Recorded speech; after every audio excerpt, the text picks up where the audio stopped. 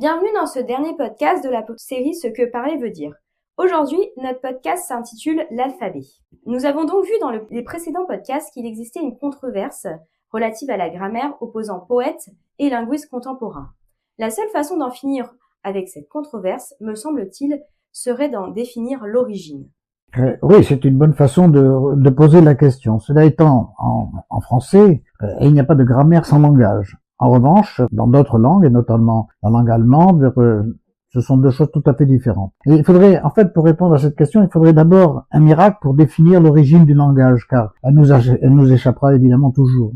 Les deux principales hypothèses avancées pour l'instant, pour ce qui concerne le langage, hors celle évidemment de la tradition, renvoie à l'allemand Jacob Grimm et au français Ernest Renan. Alors le premier affirmait que la grammaire, et il dit grammaire, il ne nomme pas le langage, que la grammaire résultait d'un progrès initial, sinon primordial, résultant de l'expérience et du temps, sans envisager rien d'inné ni d'imposer à l'homme par on ne sait quelle onomathète. Le second considérait en revanche que le langage, et il nomme le langage et non pas la grammaire, apparu spontanément et qu'il résultait de la spiritualité d'un génie collectif. Autant dire que nous avons seulement deux hypothèses et deux hypothèses seulement.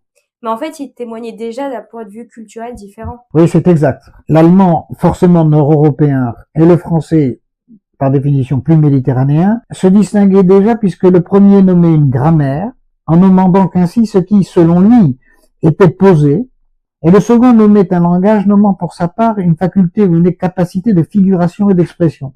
En revanche, les deux, l'allemand et le français, renvoyaient d'un commun accord à un même constat.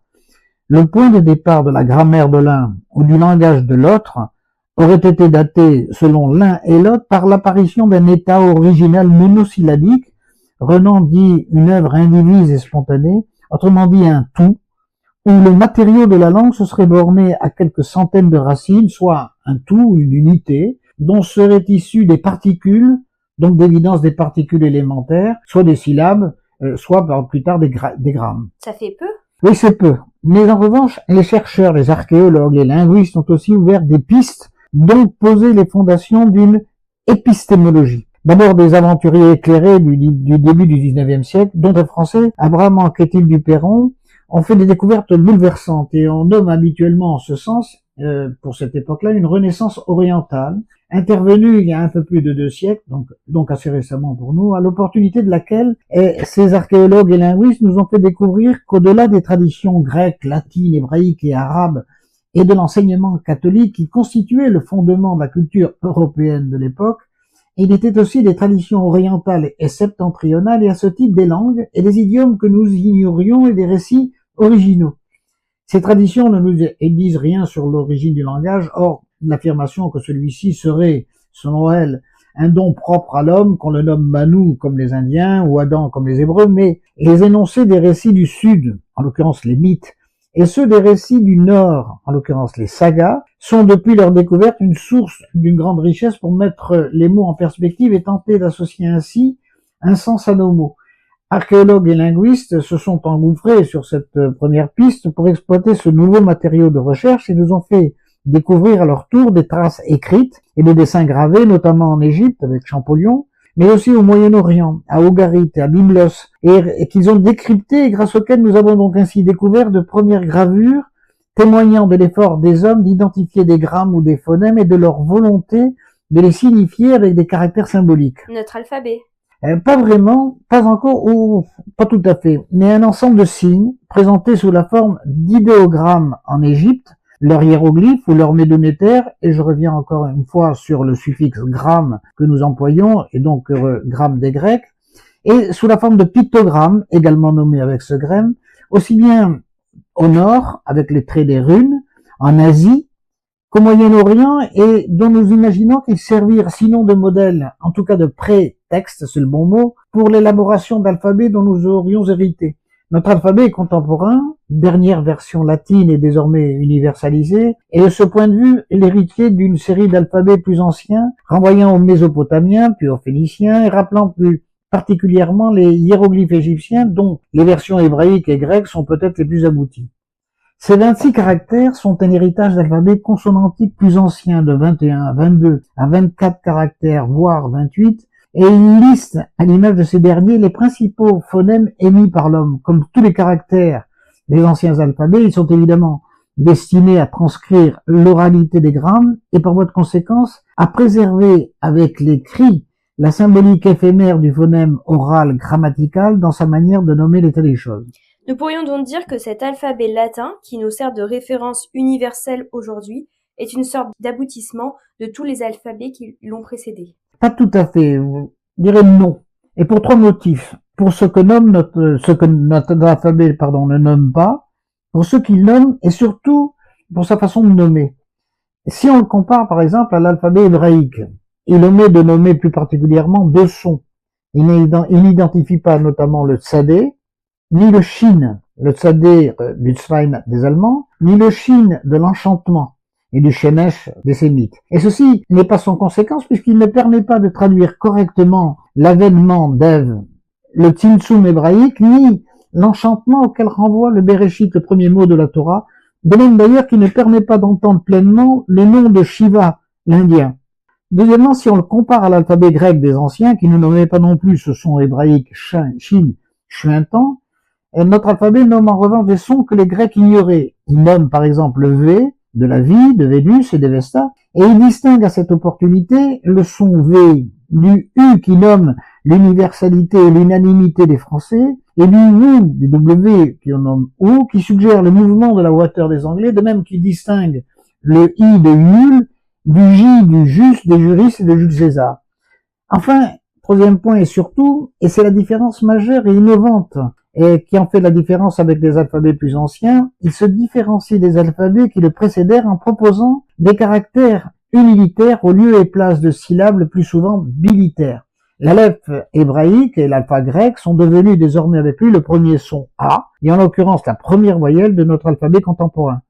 À cette occasion, cet alphabet s'est inspiré de l'enseignement des Grecs en le mettant en forme, mais l'innovation n'est pas anecdotique puisqu'elle permet d'associer l'alphabet à une grammaire de grammes et ou de phonèmes. Surtout, elle questionne autrement notre manière de désigner notre alphabet. Il ne s'agit plus tant de l'aleph et du tav des Hébreux, ni de l'aleph et de l'oméga, de l'alpha, et de l'oméga des Grecs, mais en revanche d'une liste de sons unitaires de A à Z. C'est donc une suite renouvelée et appauvrie de lettres ou de signes unilitaires. Ce fut en son temps l'hypothèse des lettristes, mais il est clair que ni Rimbaud ni Baudelaire n'étaient d'évidence des lettristes. Au contraire, l'un et l'autre associaient leur poésie à la généalogie du mot et à un gai savoir. Et l'alphabet, me semble-t-il, se prête au contraire en ce sens à plusieurs lectures abracadabrantesques selon le mot de Rimbaud, suggérant que la figuration, entendue comme une image, n'est que le prétexte d'une signification qui se voudrait magique. Ah, mais c'est le cœur volé de Rimbaud. Au flot abracadabrantesque. Prenez mon cœur qu'il soit sauvé. Leurs insultes l'ont dépravé. Oui, et les mots de Rimbaud sont significatifs. S'il est d'usage et légitime d'entendre le cœur supplicié de Rimbaud comme le récit d'un drame dont les mots seraient une médecine, il n'est pas cependant absurde d'écouter son cœur volé comme le prétexte d'un poète posé comme une ode à l'art poétique qui serait insulté, c'est son mot, par une lecture ignorante de sa législation. L'alphabet, dans cette hypothèse, peut se lire en effet comme une législation. Il renvoie à la fois au légere des latins, donc au dire, parce qu'il est le support, sinon l'instrument du choix des phonèmes ou des grammes, permettant l'élégance du choix des mots. Et au legein des latins, parce qu'il peut être envisagé aussi à l'inverse, comme l'objet d'une lecture, cette fois-ci, de nature à éclairer le choix ou l'intelligence des mots. Ces 26 caractères, par définition figurée, nous assistent d'abord dans notre façon de dire, en suggérant le sens supposé caché d'une cosmogonie. Il suggère, à la manière de Renan, d'envisager le langage oral, pris d'une façon matérielle, comme le moule même d'où sortent les mythologies et par voie de conséquence, les cosmogonies. Ces caractères nous offrent cette opportunité, au-delà de comprendre une cosmologie, le moyen de lire les sons dont les récits mythologiques ont fait des consonnes d'attaque ou dominantes signifiantes, dont nos langues ont hérité et qu'elles ont à leur tour élus.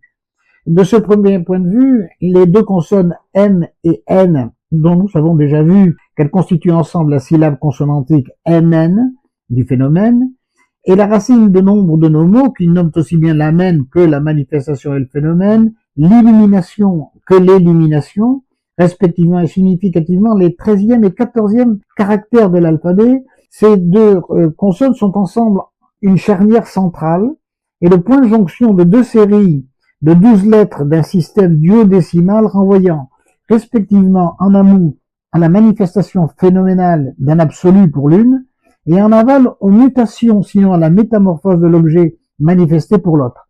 En d'autres termes, les deux consonnes M et N de la syllabe consonantique MN de la manifestation phénoménale, situées au cœur de la séquence alphabétique, sont précédées alphabétiquement par 12 caractères supposés signifier la gestation de la manifestation ou la gonie de notre cosmogonie, et succèdent à ces deux consonnes 12 autres caractères, également dans un système duodécimal, supposés pour leur part signifier la mutation de cette manifestation phénoménale, dont la forme objective et catastrophique se métamorphose. Je prends un exemple. L'alphabet s'envisage alors d'abord avec ses 12 premiers signes, et plus particulièrement avec les lettres A, B, G, F, K, L et M, comme le support de la désignation d'un absolu, dit avec un A, forcément informel, ou pour le dire avec le mot araméen d'un Abba, donc d'un père, à l'image d'Abraham, dont la gestat, la gestation des Nord-Européens, la gonie de la cosmogonie des Grecs, ou les gunas du récit traditionnel indien, serait à l'origine de fil phénoménal, donc de la filia, de la physis des Grecs, de nature à faire paraître l'aimant primordial, ou ce que l'abbé Lemaître appela l'atome primitif, sans lequel il n'y aurait pas de matière. À l'opposé, ces 12 signes suivants, et plus particulièrement ces lettres O, N, P, Q, R et Z, désignent, à l'image du Noun égyptien, leur océan primordial, et de leur Nout, leur bouse céleste, l'univers paru, donc la nature manifestée, observable et sensible, résultant et témoignant à la fois d'une puissance centripète, R, d'une puissance chaotique, centrifuge, K, source d'une mutation, donc d'un eureka, ou dit à la façon des Chinois, avec la dernière lettre de notre alphabet, d'un zi, signifiant l'imbrication d'un yin et d'un yang en mouvement permanent. Ces mêmes caractères sont aussi le prétexte d'une lecture des sons de nature à nous permettre leur compréhension. Il est ainsi notamment de la lecture des voyelles, à l'image de celle qui énonce le Tao de Lao Tzu, le Dao de Confucius, comme à celle qui nomme la divinité Ea des Mésopotamiens ou la Thor, Io des Grecs.